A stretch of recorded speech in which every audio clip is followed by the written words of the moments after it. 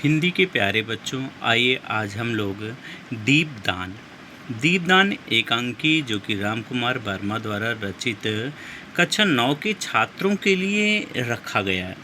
कक्षा 9 के छात्र यदि कहा जाए तो यदि दीपदान का वो अध्ययन कर लेते हैं तो उन्हें पूर्णतः अंकों की प्राप्ति होने वाली है, क्योंकि यहीं से आपके जो प्रश्न बनते हैं, चाहे वो कथानायक के हों, चाहे वो कह लीजिए कहानी सार का हो, चाहे कह लीजिए कि एकांकी की कथा वस्तु संक्षेप में लिखिए, यहीं पर आधारित होती है। तो आइए हिंदी के प्यारे बच्चों, आइए शुरू किया जाए कक्षा 9 के इस कहानी का। और इस कहानी से यह भी मिल जाता है कि किस प्रकार से सत्ता प्राप्त करने के लिए लोग मदमस्त होकर के अपनों की ही हत्या कर देते हैं। आइए राम कुमार की इस कहानी का अध्ययन किया जाए। यदि डॉक्टर राम कुमार वर्मा की एकांकी के बारे में कहा जाए तो उनकी एकांकियाँ सर्वश्रेष्ठ एकांकियों में से एक थी। उन्होंने पृथ्वीराज की आँखें, रेशमी टाई, रूप रंग, सप्तकिरण, विजय पर्व, न ऋतुराज, चारु मित्र, बापू, दीपदान, चार एकांकी, इंद्रधनुष, 10 मिनट, रजत रश्मि विभूति आदि अनेक ऐसे नाटकों की एकांकी की रचना की जो हिंदी की सर्वश्रेष्ठ एकांकियों में गणना की जाती है। आइए अब यदि आपसे कभी पूछा गया कि दीपदान एकांकी का सार अपने शब्दों में लिखिए, तो दीपदान एकांकी का सार अपने शब्दों में आप कैसे लिखेंगे? या कभी आपसे पूछ लिया जाता है कि कथा सार अपने शब्दों में लिखिए, तो कथा सार का तात्पर्य है कि आपको सारांश ही लिखना है। या आपसे कभी प्रश्न पूछा जा सकता है कि दीपदान एकांकी की कथा वस्तु का संक्षेप में वर्णन कीजिए, तो आप क्या लिखेंगे, कैसे लिखेंगे? आइए और कहानी को भी समझ लिया जाए। तो डॉक्टर राम कुमार वर्मा द्वारा यह ऐतिहासिक एकांकी है। इस एकांकी में लेखक ने त्याग और बलिदान की प्रतिमूर्ति पन्ना धाय की गौरव गाथा का चित्रण किया है। पन्ना की जहाँ एक तरफ गौरव गाथा का वर्णन किया गया है, वहीं पर यदि कहा जाए तो वहीं पर बनबीर सत्ता प्राप्त करने के लिए क्या कुछ नहीं करता। आइए कहानी प्रारंभ किया जाए। चित्तौड़ के महाराजा संग्राम सिंह की मृत्यु के पश्चात राजगद्दी के लिए वास्तविक उत्तराधिकार का प्रश्न उत्पन्न होता है। अब चित्तौड़ राजवंश में आप जानते हैं, चित्तौड़ राजवंश में यदि कहा जाए तो ये संग्राम सिंह वही हैं जिनके पुत्र उदय सिंह हैं, और यदि कहा जाए तो उदय सिंह के पुत्र राणा उदय सिंह की भी कहानी न। तो आइए इसमें देखा जाए कि इस कहानी का उद्देश्य क्या है। तो उद्देश्य में आपको लिखना है कि जहाँ पन्ना एक तरफ त्याग की प्रतिमूर्ति है, वहीं बनबीर छल और कपट का प्रतिरूप है। तो चित्तौड़ के महाराजा संग्राम सिंह की मृत्यु के पश्चात राजगद्दी के लिए वास्तविक उत्तराधिकार का प्रश्न उत्पन्न होता है। वस्तुतः राज्य का उत्तराधिकारी तो संग्राम सिंह का पुत्र उदय सिंह ही है।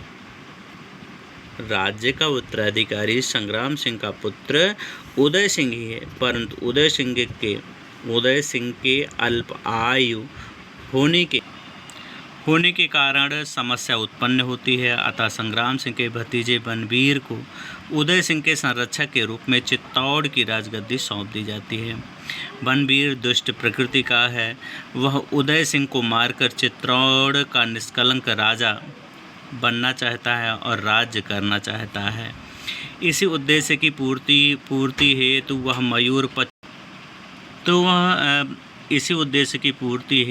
मयूर पक्ष नामक कुंड में दीपदान का आयोजन करता है। पन्ना उदय सिंह की धाय माथी, वह बनबीर के षड्यंत्र को भांप लेती है। वह उदय सिंह को दीपदान में नहीं जाने देती। उदय सिंह रुष्ट होकर सो जाता है। इस षड्यंत्र में रावल स्वरूप सिंह की कन्या सोना बनबीर का सहयोग करती है। बनबीर के कहने पर सोना उदय सिंह को दीपदान उत्सव देखने के लिए बुलाने आती है, परंतु पन्ना उसे फटकार लगाकर यानी डांट कर भगा देती है। इसी समय पन्ना का पुत्र चंदन आता है। वह कुंवर उदय सिंह के साथ भोजन करने का आग्रह करता है। पन्ना मन ही मन उदय को बचाने का निश्चय करती है। इसी समय कीरत बारी जूठी पत्तल लेने आता है। बनबीर कीरत को आदेश देती है कि वह टोकरी में उदय सिंह को लिटाकर राजमहल से चुपचाप निकल जाए। वह नदी के किनारे शमशान में उसे मिले। कीरतबारी वैसा ही करता है।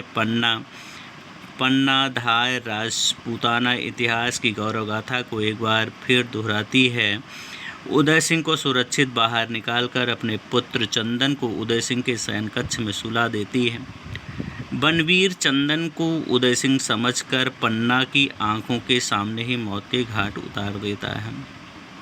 बनबीर के इस क्रूर कांड और पन्ना के अपूर्व त्याग के साथ ही यह एकांकी समाप्त हो जाती है।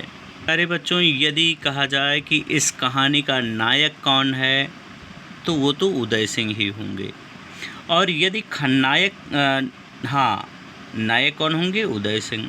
और यदि नायिका के रूप में कहा जाए तो पन्ना को याद किया जाएगा, क्योंकि उन्हीं के द्वारा यदि कभी नारी पात्र की बात आती है कि नारी पात्र का वर्णन कीजिए तो वो पन्ना के रूप में वर्णन किया जाएगा।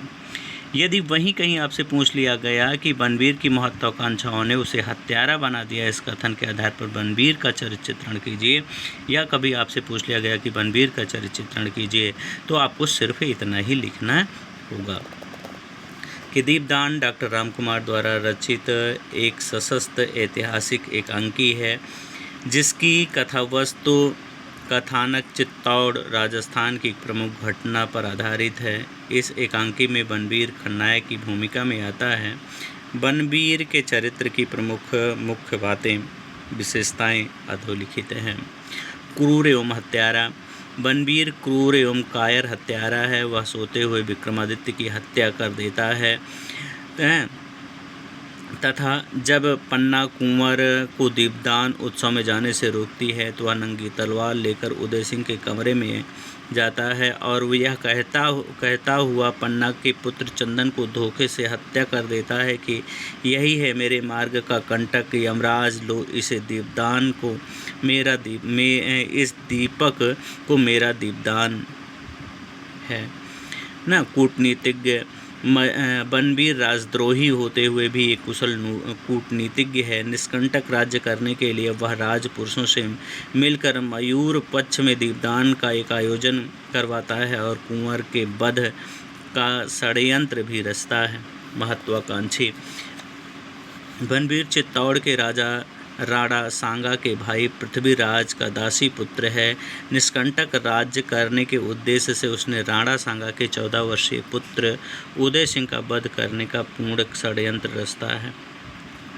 पन्ना जब बनबीर से उदय सिंह के प्राणों की भीख मांगती है तो वह दुत्कारते हुए कहता है कि दूर हट दासी, यह नाटक बहुत देख चुका हूँ। उदय सिंह की हत्या ही मेरे राज सिंहासन की सीढ़ी होगी। जब तक वह जीवित है तब तक सिंहासन मेरा नहीं होगा। बिलासी।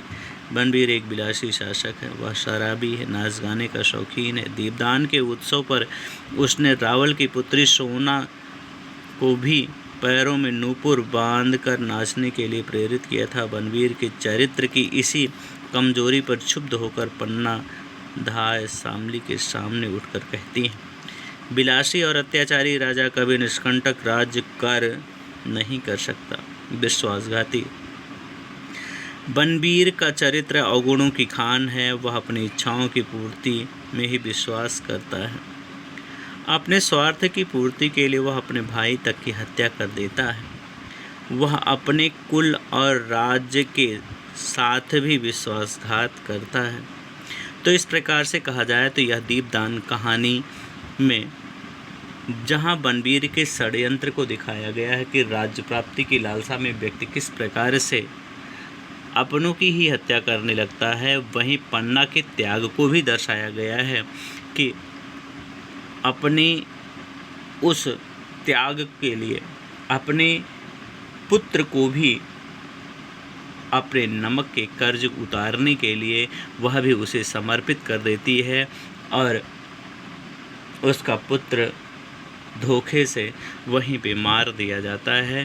तो ऐसी प्रेरक कहानियों के लिए आप चैनल को सब्सक्राइब कर लीजिए, अपने मित्रों को भी शेयर कर दीजिए ताकि उन्हें भी पूर्ण अंकों की प्राप्ति हो सके।